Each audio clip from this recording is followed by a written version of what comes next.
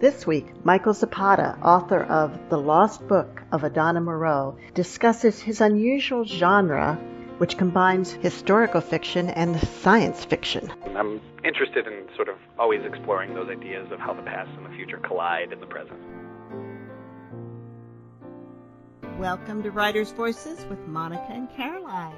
And welcome to 2020. This is our first interview of the year. I'm your host, Monica Hadley, and my mother, Caroline Kilburn, will not be joining us today, but check back next week for another interview with Caroline by my side. Well, actually, we're on opposite ends of a phone line, usually, but close enough. Our guest today on Writers' Voices has some Iowa ties. He is a graduate of the University of Iowa. Michael Zapata is the founding editor of Make, a literary magazine. He is the recipient of an Illinois Art Council Award for Fiction, the City of Chicago D. Case Individual Artist Program Award, and a Pushcart nomination. As an educator, he taught literature and writing in high schools servicing dropout students. As I mentioned, he's a graduate of the University of Iowa and has lived in New Orleans, Italy, and Ecuador. He currently lives in Chicago with his family, and we're talking with Michael today about his debut novel, The Lost Book of Adana Moreau, and I'm not sure that I pronounced that correctly, but we'll find out soon. Welcome to Writers' Voices, Michael. Thank you. Welcome. Thank you for inviting me. And yes, that was the absolute correct way to say Adana Moreau. All right. So this is it's hard. It doesn't really fit into a genre. It's called literary fiction. That's what it says on the cover. But it's got elements of science fiction and elements of almost historical fiction and surrealism almost. Yeah, and thank you for saying that. I like the fact that it doesn't fit in, and that it's pulling from this sort of sometimes discursive and diverse genre or, literary traditions. I found in the process of writing it that just sort of instinctively happened, and then I had to reflect upon it later, and I asked myself why was that happening in the condition as far as when I was writing it? And the answer was pretty, I think, straightforward for myself, is that I'm mixed. My father is a Latin American immigrant from Ecuador, and my mother her family history is Lithuanian Jewish. And so I spent a lot of my youth listening to voices of desplazados, which are displaced peoples, and from two seemingly very different worlds. So the concept of parallel worlds, the concept of digging into sort of these diverse histories that entail not only immigration, but sort of entail what it's like when two worlds sort of collide in a place like Chicago, made a lot of sense for me. So I didn't even realize I was writing what some people have said, like multi-genre or genre bending or whatever that might be, until I was done. I wanted to get sort of the voice of my life and what I knew through, like I said, through voices of desplazados and through this great oral tradition from, Lithuanian, Ashkenazi, Jewish people who came to America in the early 20th century, and then also the more recent Latin American immigration that was happening in the 1970s to places like New York, Miami, Chicago. And so those worlds collided for me starting at birth, so it made sense. In your DNA. In my DNA. It was in the DNA, yeah. So it made sense after the writing was done that's what had happened in the process of it. Actually, there's a great line about that right near the end, about the DNA. And like you had mentioned, I went to University of Iowa as an undergraduate and did participate in the undergraduate writers workshop. And I found that what was missing around those tables was found in evolutionary biology. So I studied evolutionary biology as well. And so this concept of this deep history and DNA and what we carry with us, those histories that are unknown, and then what we're more prevalently aware about in our own sort of personal histories, I've always sort of liked thinking about those ideas, and I also think in some ways too, historical fiction per se and science fiction share these otherworldly qualities. It's, history sort of reaches us towards the present, like almost as if it's another world, even though we're impacted by those previous worlds. And again, science fiction does the same, but going the other way. We're imagining and impacted by what we imagine the future to be. So I found them in the present sort of a reconciliation, and I'm interested in sort of always exploring those ideas of how the past and the future collide in the present. Wow. Okay. This is just amazing. Just really great. We're covering so much ground, and the book does too. And, when you're talking about, you decided as you were studying writing that evolutionary biology is what was missing from the conversation. And I got to tell you this story about my 10-year-old grandson and my 7-year-old granddaughter, who are both very creative. And my grandson he writes stories all the time. He's writing a graphic novel about adventure raptors. Yes, I love it. Yeah, and he wants to be a movie director when he grows up, and he's absolutely determined that he's not going to change his mind, that that's what he wants to be. And recently, both of these two children have gotten really, really interested in Pokemon and the Pokemon characters. And I was thinking about what it is, and the thing about it, Pokemon, that they like so much is that the characters evolve. Yeah. They actually change shape, and they have different paths of evolution that they can take. Mm-hmm. I had no idea that this was part of Pokemon. Yeah, it introduces this sort of wonderful, Darwinian concept into game, right? Into the whole big question of what if. Yeah, and like Eevee is their favorite, and because it has, 8 paths of evolution or something like that. Yeah. It's wonderful, and I love that. Growing up as a child, I think one of the biggest things that attracted me to reading science fiction and literary fiction together is that question of what if, which I think is a question that is built into the fabric of like human curiosity. It's built into sort of this cultural tradition that's been in humanity for a million years, but it's also built into our genetics, right? The whole billions of years of what if, and introducing what ifs to a species. And to sort of come around and tie that up, I also think that that's just an extraordinary question, not only for children, but also and scientists, but also for writers. It's a really useful concept, I think, for first-generation writers or immigrants or those writers who, throughout history, have not had sort of the limelight in sort of the cultural American tradition. Because I think we're often forced, speaking as a first-generation writer too, we're often forced through exile and material struggle and catastrophe, whether that be historical or personal, to sort of imagine other paths for ourselves. And so I think one of the founding questions, or one of the founding sort of infrastructure on which storytelling exists, is just that simple question: what if?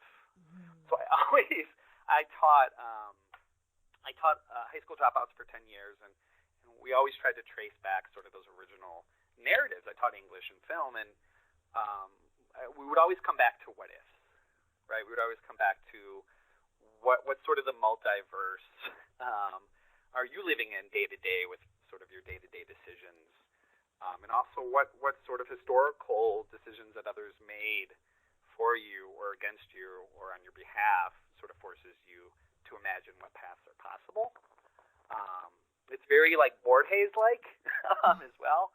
And I just think it's such a wonderful thing that children have that instinctively. And then when we're writers many, many years later, we have to like find that again.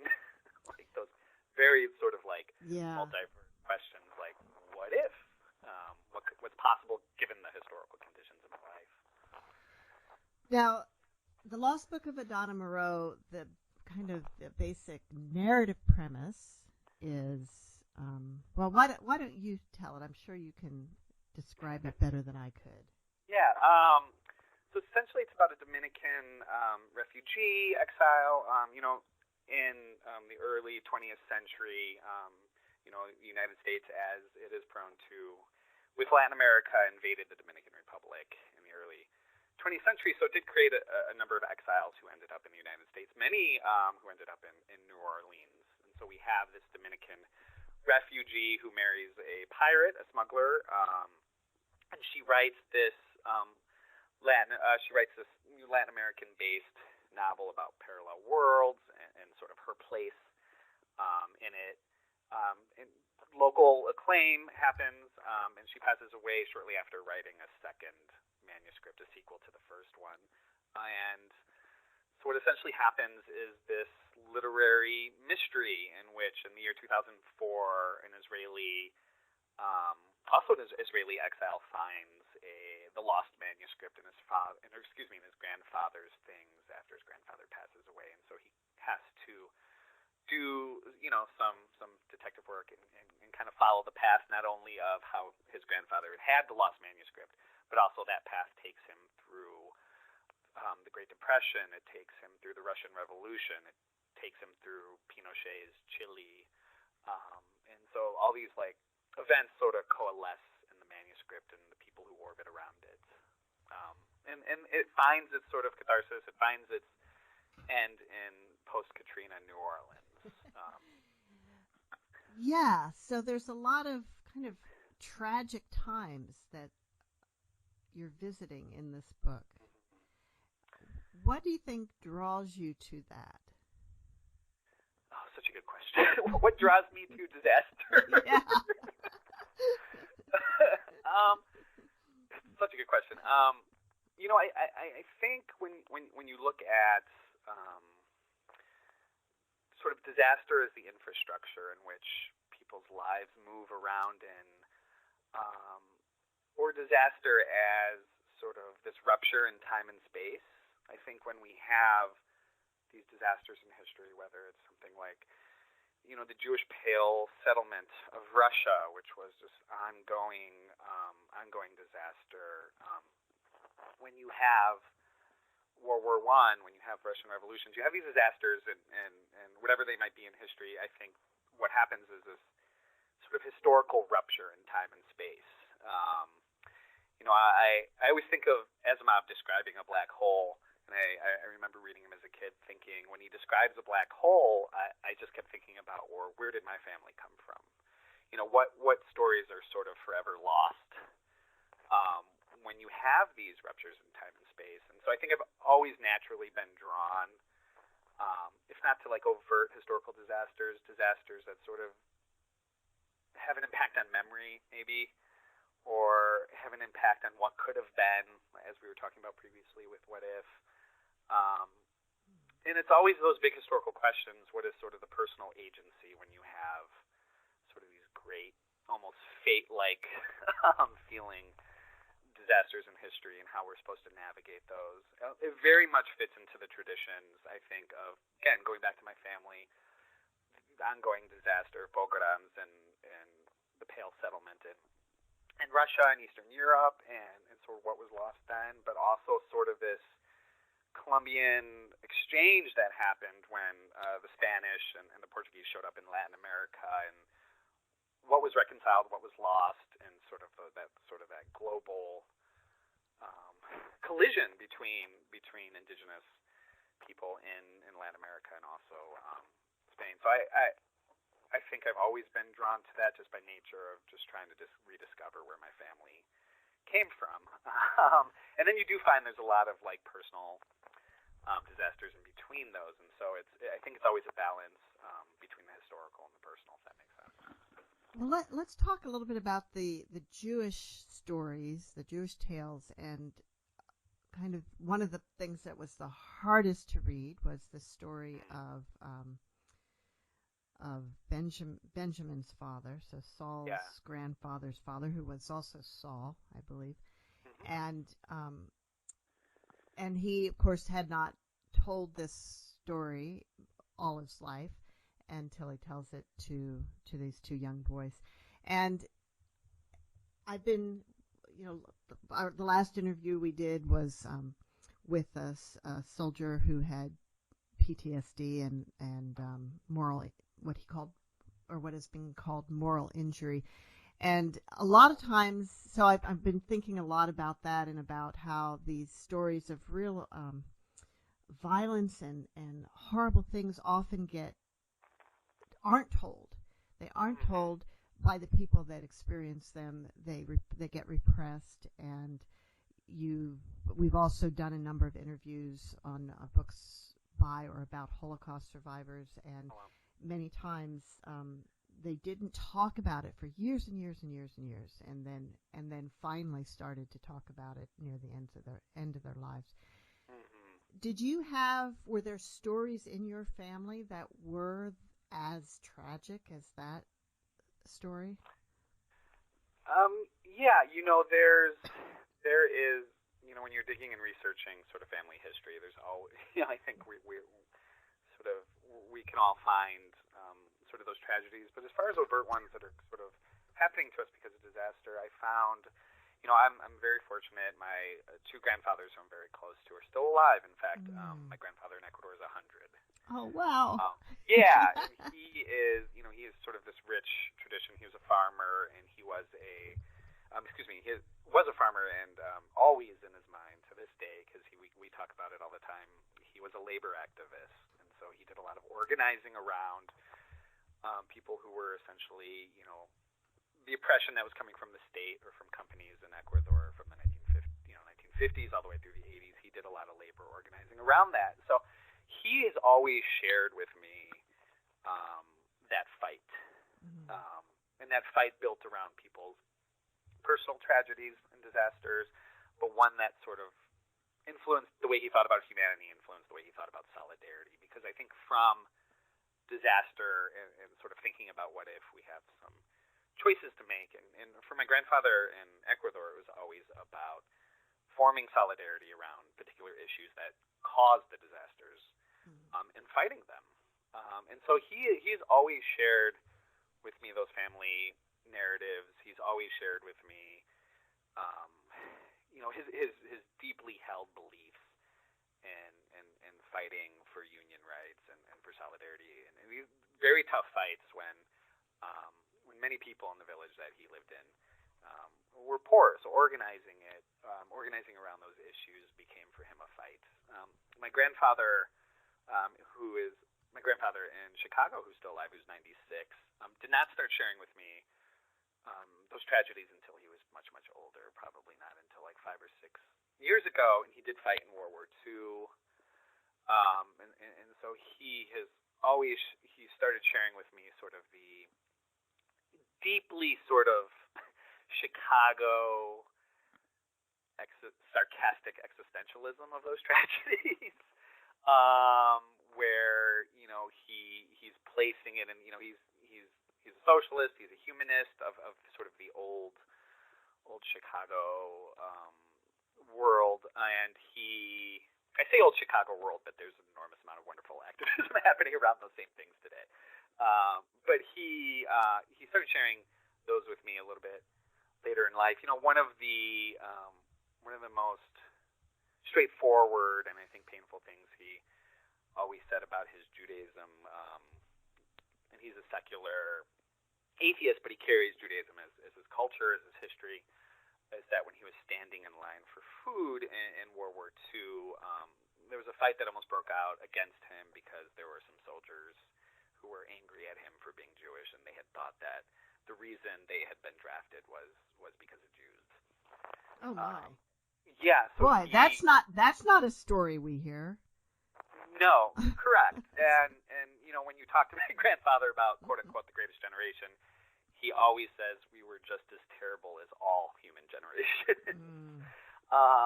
He really has this sort of old world humanism about it, and through the years, what he has shared with me is our family lineage that he believes that were lost pre-Holocaust in Eastern Europe, in the Pale, and also post. And so he has not become verbal about those things until later in his life, and it was about at that which point that I started asking him more and sitting down with him and really really sort of exploring what disaster has meant, not only for our family, but also for the Jewish people as a whole. Going back to that ship ride in the novel, which does the center of it, is definitely a horrific scene. That's not something that I had been told or straightforward, but there were similar things happening in the research that I found. I had gone to the Chicago Historical Museum to really sort of look at the oral tradition of Jews who came to Chicago, and had found some horrific things in the passing, which was curious and interesting to me to think about individuals who had survived through so much, and then it was the passing from Europe to the United States on these ships where oftentimes terrible things could happen, that sort of left like a hole in my head, a huge question as far as, what does that mean for when they come to America? And many of those things were also I was reading about was the Jewish individuals who were sent back to Europe or found a home in Latin America, and connecting that today to Latin American voices and those people who are being deporting today. I'm always sort of interested in what that passing means for them as individuals, and it's only until later that we sort of explore those stories of passing and can get those voices. Oh yeah, yeah, the horrible things that are happening now to people fleeing. They're fleeing their homes because they are forced to Correct. save their lives, and yet just as bad or worse things are happening to them on the way or when they try to cross the border into the United States. Correct. It absolutely, yeah. And the thing is that some people who might read this part of the story that you wrote and say, "Oh, that's horrible. How could people act that way?" will turn away and not even look at what's happening today. Correct. And I hope there's a little bit turning towards it.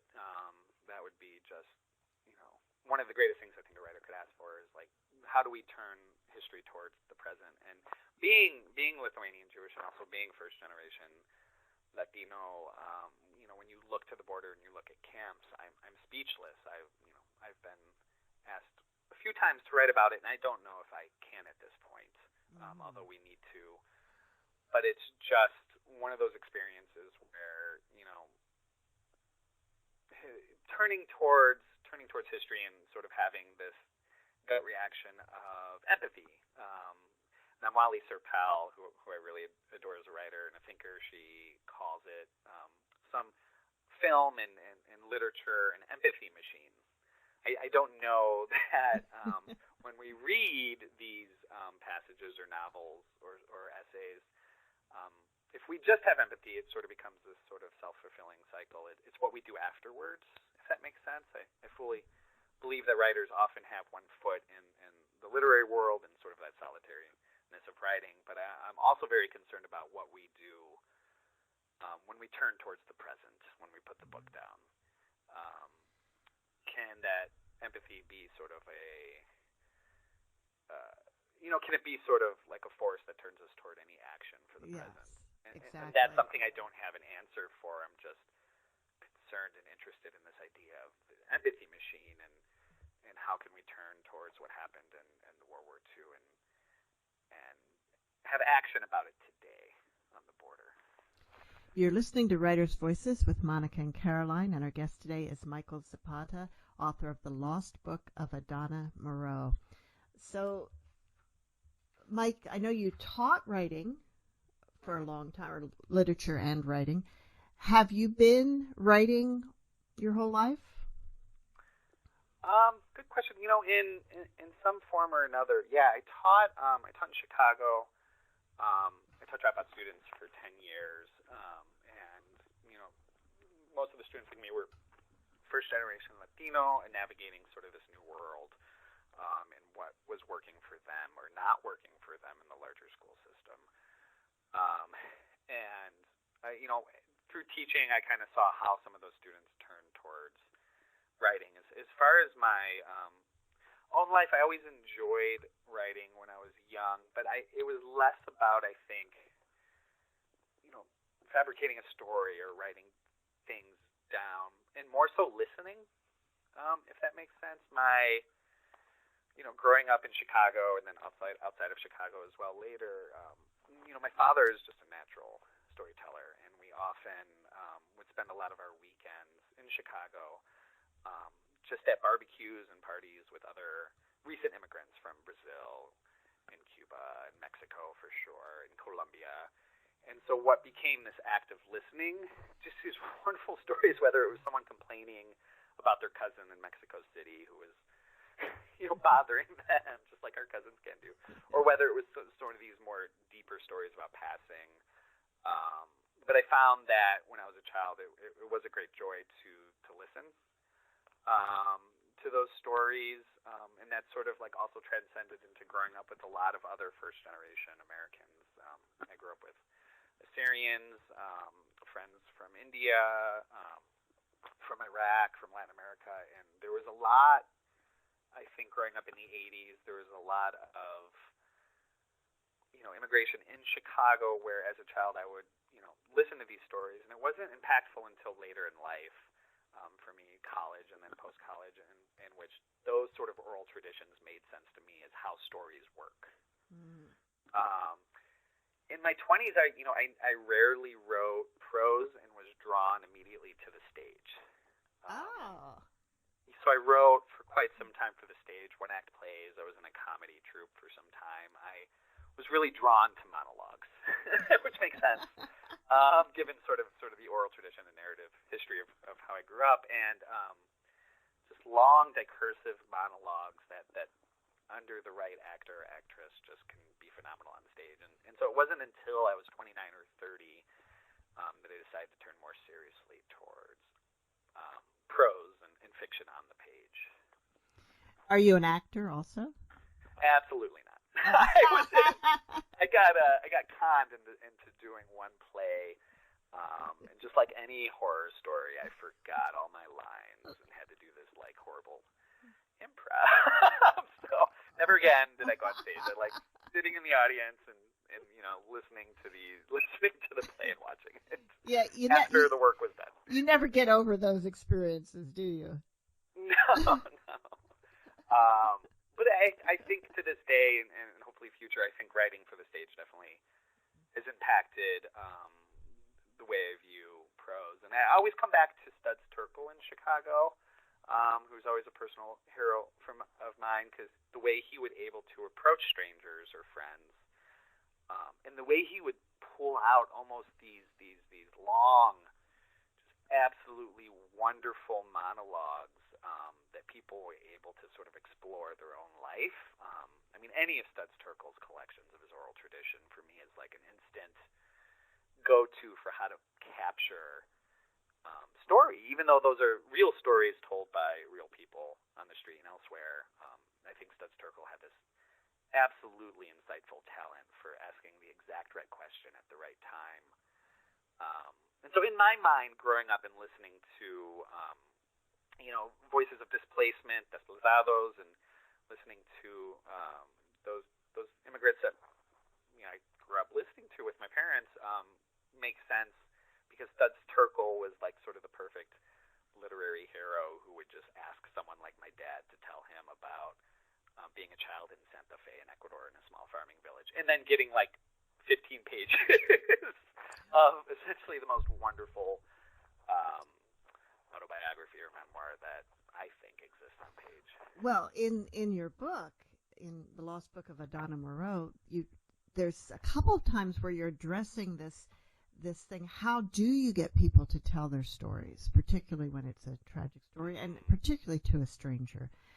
How and the story of how Saul's grandfather was able to get a story from a Sicilian or an Italian fighter, Italian World War II veteran, because of something that Saul himself, as an 8-year-old, I think, said to him. I thought that was really intriguing. thank you. And I think I pulled, looking at how those questions are asked. One thing my grandfather in Chicago always says, about being Jewish is he always said, I would have been like 7 or 8, so I didn't fully comprehend it, but he always said, we're people that can argue even with God. And since you are, and that was like dinner table talk. So it was always like, and what I took that later on as stating is that the gall to ask questions, right? And think about the most prominent or the most prominent or sort of insightful question that you can ask at the given time.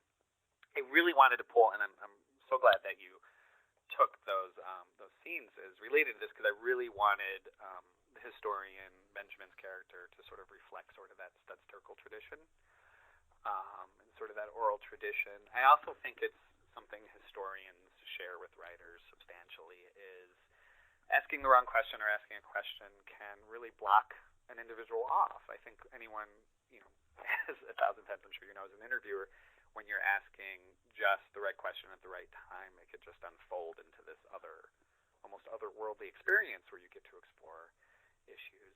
It could also do the opposite. It could shut people off. And I do think that, given the tradition of, there is this big tradition of immigrants, and definitely I would agree with you, soldiers, especially World War II soldiers, where there's decades of quiet, or there's decades of sort of untelling where those stories are too present or too painful to tell. And sometimes I think it takes the right person at the right time to ask a question. And I do think, because humans have this natural sort of, like we talked about earlier, sort of genetic instinct to tell stories and build stories as the infrastructure of our lives. I think what we are awarded when those voices are recorded or when they're written down in some form, whether that's through history or whether that's through fiction or poetry, I think can be quite extraordinary. And for some of us, it's the only thing we have at the end of our lives. Well, in addition to being able to ask the right question at the right time, it's knowing when to stay quiet. Yes. Yeah, the listening. The listening, yeah. The listening, absolutely. And, over the years, people have called me a really good listener. And the thing is, the reason I think is that I already know my story. I'm not that interested in it, because I already know it. I'm much more interested in other people's stories. Absolutely. And I think it's one of the greatest gifts to offer someone is that listening, whether it ends up in a literary mode or not. I always think about, there's always these terms of like giving voice to the voiceless, or people who are invisible, and I have sometimes I have conflict with those terms, because when you look at the predominant voice and the predominant mode of storytelling in any history, and in American history, maybe a little particularly, it is not the media's voice. It is not the voice of sort of the 1% that gets echoed into this enormous chamber, but when you sit down at dinner, or when you're on the train, or when you're exchanging comments with coworkers, and I think this is especially true in immigrant communities, you get this narrative of people and people telling their own stories to each other times a billion every day.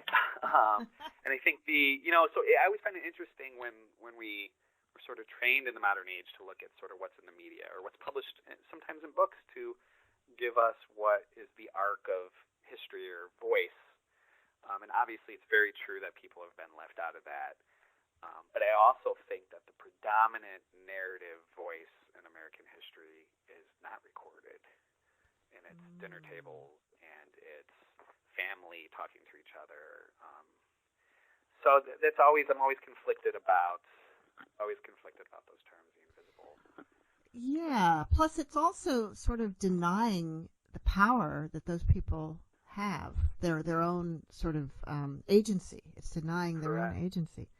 And when I was young, my father's He was a jewelry caster in Jewelers Row in Chicago, which through just happy accidental circumstances in Chicago during that time and even today, the predominant workers in Jewelers Row are Jewish and Latin American immigrants. I found myself at home as a kid.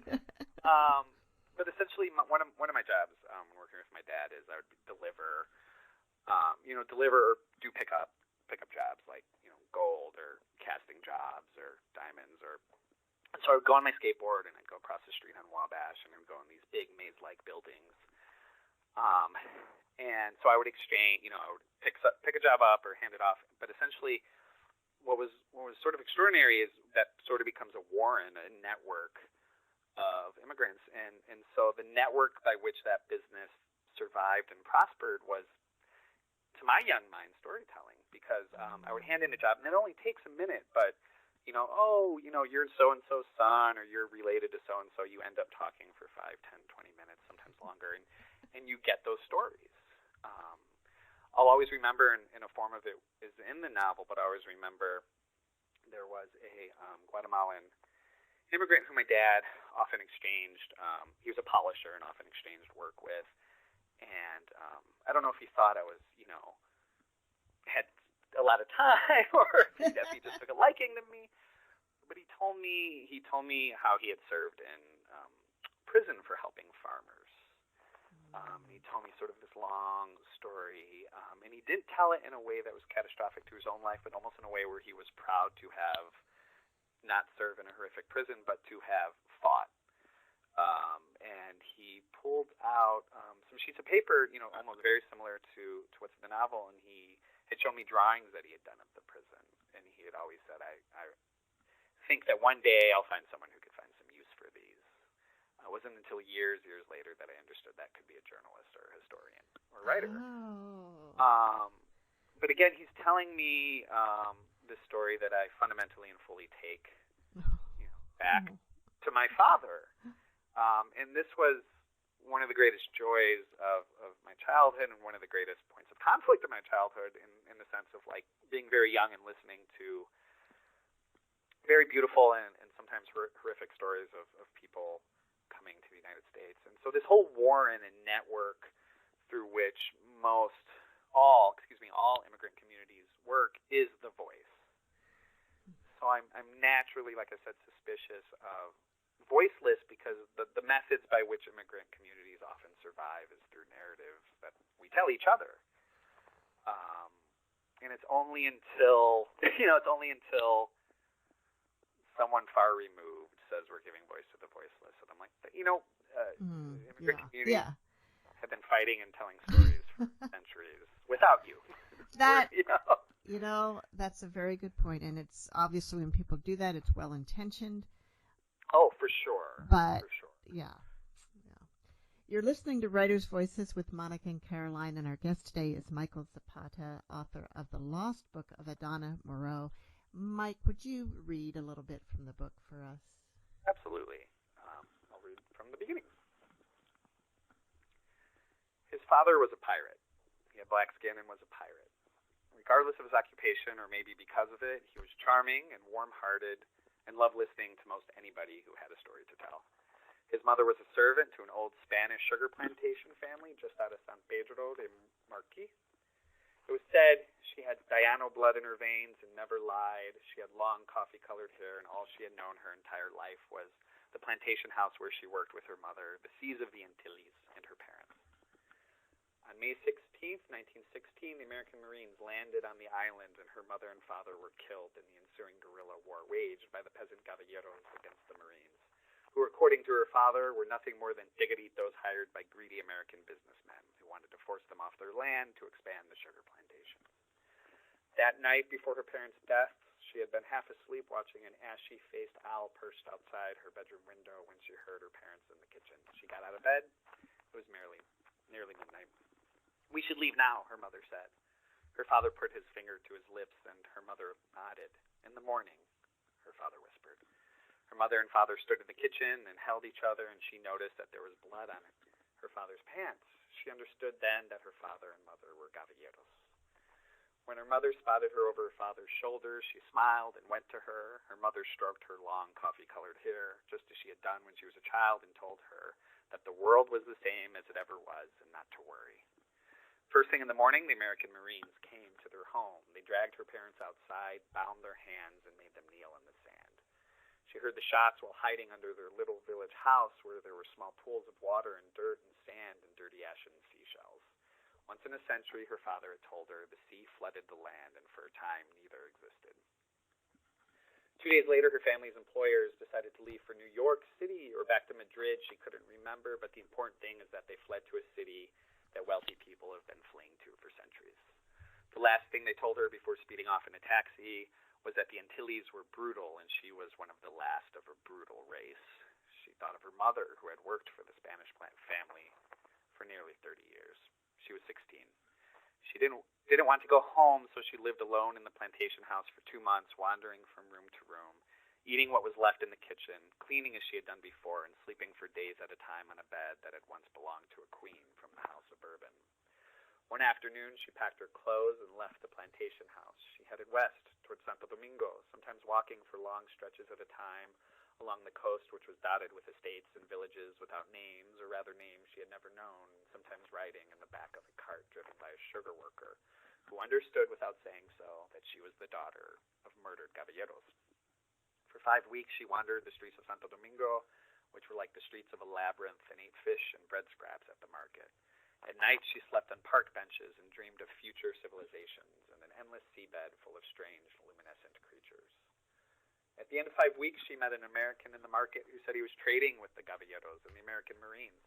She didn't know why, but she told him the story of how the American Marines had killed her parents. He listened without saying a word. When she was done, he said that he was really a pirate. He said that he gave the caballeros a deep discount and sold shoddy equipment to the American Marines at high prices. He was making money hand over fist. He apologized for talking so much, and then he said she was beautiful.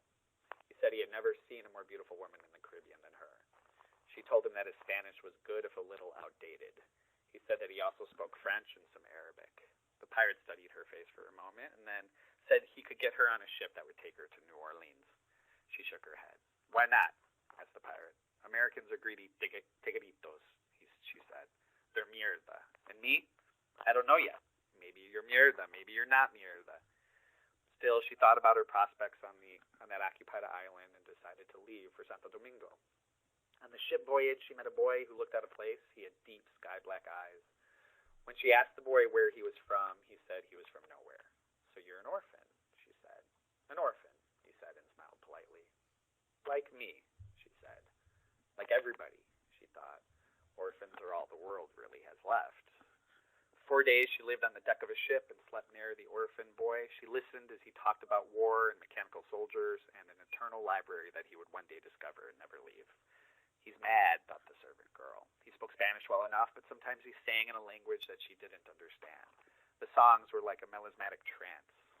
One morning in the middle of a song, he stopped singing and told her that the ship was entering the eye of the Gulf of Mexico. How do you know where the eye is? She asked the boy, teasing him. Just look, he said and shrugged. The sea was deep and blue and alien and as vast as the sky. She imagined that in the distant future, the end of the world would have its origins there, and for some unknown reason, this put her at ease. When the ship arrived in New Orleans, the pirate was waiting for her. A few days later, he asked for her hand in marriage, and she said yes. On April 7th, 1920, Maxwell Moreau was born in a one-room apartment near the Barrack Street Wharf. His mother labored for 17 hours, and during painful bursts of activity, she squeezed her eyes shut and tried to focus on the smells of coffee and bananas and boiled crawfish and the blows and whistles of faraway ocean liners. This was something she thought that all mothers giving birth in New Orleans probably did. When Maxwell Moreau finally came out, the pirate knew that his son would not be a pirate like him, spending his life on the surface of the sea, a loud and violent sea that swelled with creatures and myths that drove men to early deaths or worse, to an asylum. He swore to it and told his wife that their son had ochre eyes, which were the pigment of earth. The baby, Maxwell Moreau, cried and cried, and his mother held him to her breast and whispered son amoureux, which was something her husband had taught her to say in French and which meant sound and light and was everything the earth wasn't. The Dominicana and the pirates soon bought a home on Melpomene Avenue. Occasionally the pirate worked for a wealthy Creole smuggler, often for long periods of time at sea or by river, and then by marsh in order to help him hide jugs of Cuban rum in the trunks of cypress trees, or guard him as he tried to strike deals with Islenos, laughing, or rather pretending to laugh, which was a type of threat, at least according to the pirate who listened to most anybody with a story to tell, especially an inscrutable Isleno. He might as well have pistols for ears and a shotgun for a tongue. He might as well start a gang war, the pirate once told his wife, but he still went and worked for the wealthy Creole smuggler, and she still saw him off and waved as he boarded a motorboat. Sometimes when the wealthy Creole smuggler turned his back to the pirate, he saluted him in mockery of the United States Navy. Then more often than not, the Dominicana stood and chatted with the wealthy Creole smuggler's wife in the lilting heat and saunter of the Louisiana sun, and watched the trill of fishing boats and egrets drift over the Mississippi River as if they were lost in the creation of things. At 3, Maxwell Moreau began to wander. He liked sound and light, and he followed it everywhere, like how the ancient Hebrews followed celestial clues and iconographic fever dreams in the desert. One day, a hornet entered the house on Melpomene Avenue and stung Maxwell. He didn't cry. In fact, when the hornet flew out the back door and into a garden of sunflowers, Maxwell followed it. The hornet flew into another yard and then another before landing on a tree. A dog with a half-black muzzle was chained up to the tree, and when it saw Maxwell, it began to bark. Maxwell thought that the dog was even more interesting than the hornet. He walked over to the dog, but stopped just short of the length of the chain. The dog barked, and Maxwell smiled and smiled. He teased the dog, and because Maxwell was canny like Sisyphus, he eventually figured out how to untie the dog without the dog biting him. The dog disappeared for some time, and Maxwell waited just before dusk. The dog returned and laid down near the tree. Then Maxwell lay down near the dog with his body pressed against the earth, a pulsating earth with heartbeats, which were the dog's heartbeats, and tremors, which were the tremors of the city, and murmurs, which were subterranean rivers slipping into the lower Mississippi. He then slept in complete peace, and this is how his mother found him. And that was Michael Zapata reading from The Lost Book of Adana Moreau. Now, this book is coming out February 4th, I believe? Correct, yes. Great. February 4th. And it's published by Hanover Square Press, which is an imprint of HarperCollins. And is it also going to be available in an Audible book format? Yes. I'm very excited about the audiobook as well. Yeah. So who's reading it? Coral Benna. So she had read for the Dominicana. She is just an absolutely amazing actress, and I was very excited when she agreed to do that. Oh, cool. When you started writing this, did you start with an idea of the overall plot, or did you start with a character? I started, one of the few things to remain these 8 years later is that first sentence. His father was a pirate. I have no idea. I had spent so many years going back and forth, traveling from Chicago to New Orleans, and had spent some time there. I don't think I had an overreaching infrastructure or thought of it. I just started with that sentence and kind of went sentence by sentence. As it grew into sort of this idea of this lost manuscript, one of the more interesting things to happen was that my grandfather in Ecuador had mentioned to me that my great-grandfather, who was a political exile, was also a secret poet, and that he had his own lost manuscript. Wow. So I, Mimesis, or however you pronounce that term, apologies, but it became sort of this accidental process that I was looking for my great-grandfather's sort of lost journal of poetry, and how much one impacted the other, I have no idea, but they surely did. And did you find your great-grandfather's lost manuscript? I did, recently. Wow. Yes. That's exciting. So when the novel was finished and when there were advanced copies, my father and mother went to Ecuador, Santa Fe, to celebrate my grandfather's 100th birthday. And this was this past August. I unfortunately couldn't go. I was waiting for the birth of my second son, who was born just about 2.5 weeks later. So didn't want to leave family right, in waiting right. in Shaw. So But what ended up happening is after years and years of, every time I would visit and go to Ecuador and I would look through my grandfather's things, I would look through different buildings in this farming village. I looked at archives in Quito. I would try to find historians in Ecuador who were working on that period of time that my great-grandfather would have founded the town. And so one of the strangest things was my parents had given my grandfather, who doesn't speak English, doesn't read in English, but had given him the advanced copy. And I don't know if it had this overwhelming effect on him or a memory, but the following day, him and my uncle found the lost manuscript buried in sort of an abandoned farming room that's across an alley from where my grandfather lives, and it was sort of buried in all of my grandfather's newspapers about all the labor activism that he'd done, and sort of the labor wins and losses and fights, and it was just buried in there, apropos, I guess, historically. Wow. And it is 480 some pages of my great grandfather's journals, a substantial amount, which is his poetry.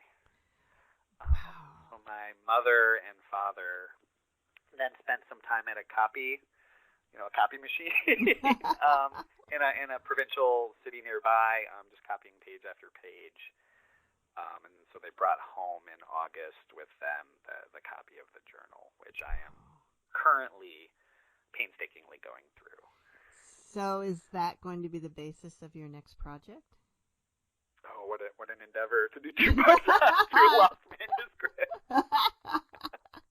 I'll be lost in a Borges like labyrinth. I think if I do that, I am sort of going through this joyfully as a point of discovery. But it's so wonderful to have this voice in my head of this individual who I heard stories about my entire life, as in political exile, who founded Santa Fe, a farming village that my father grew up in.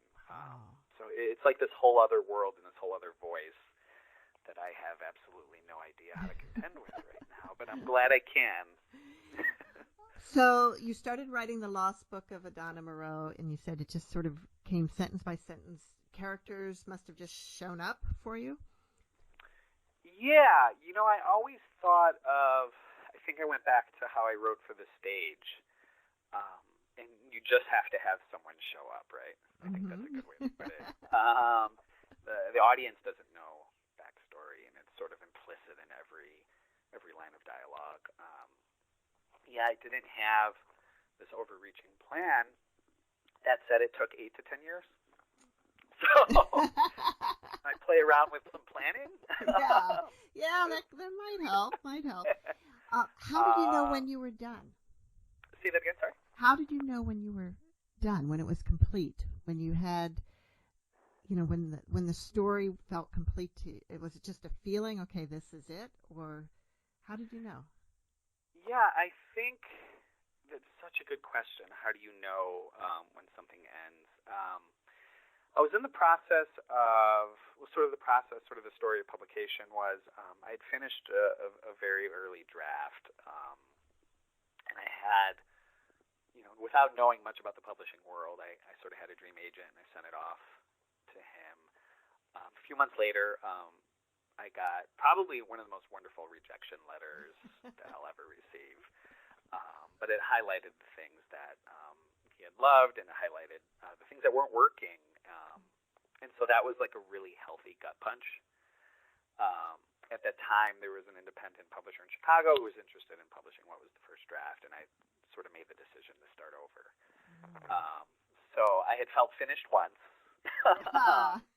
And but what it really entailed, I think, as far as the story of it, was that I had not pushed sort of the work as far as I could have.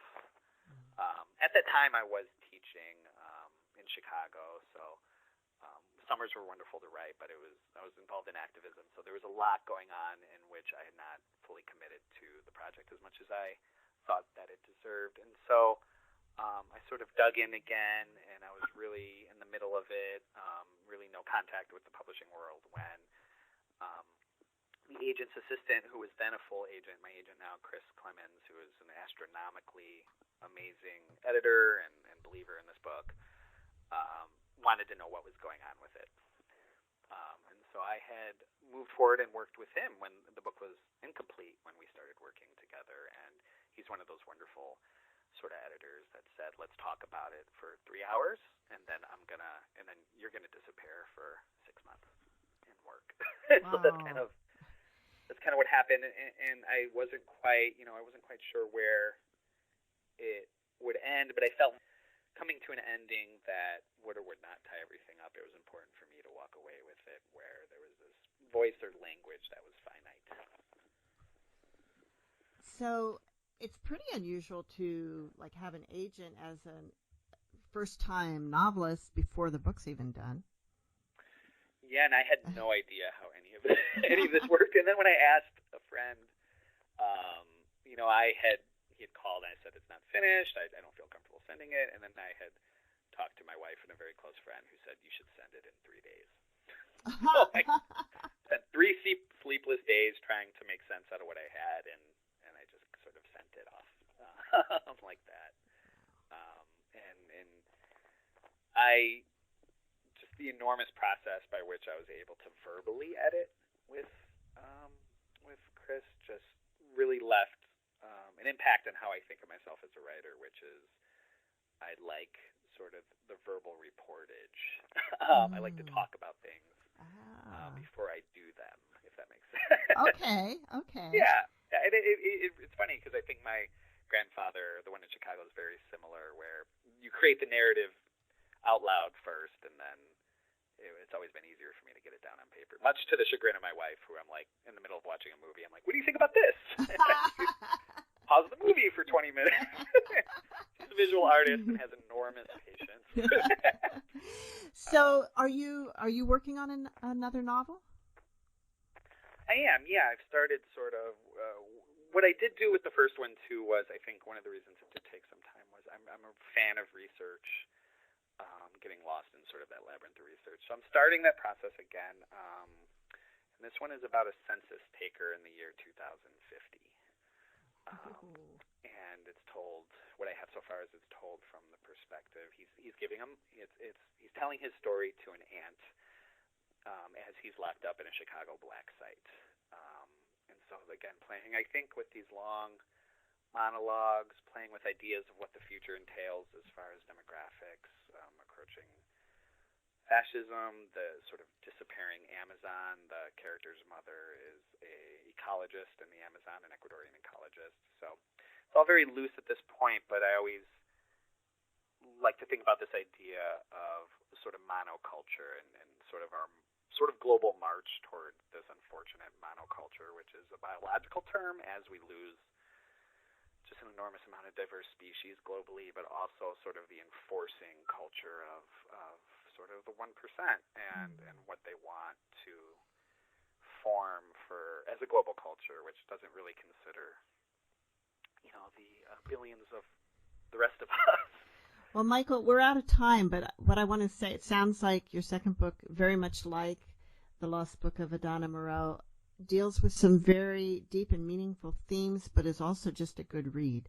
It's a good story, and draws you along. Plus, your use of language and the kind of things that the historical things that get alluded to, even as well as the ones that you delve into, just make it fascinating to read. But thank you so much for being with us today. Absolutely. It's just been such a joy to talk. And we'll see you all next week on Writers' Voices.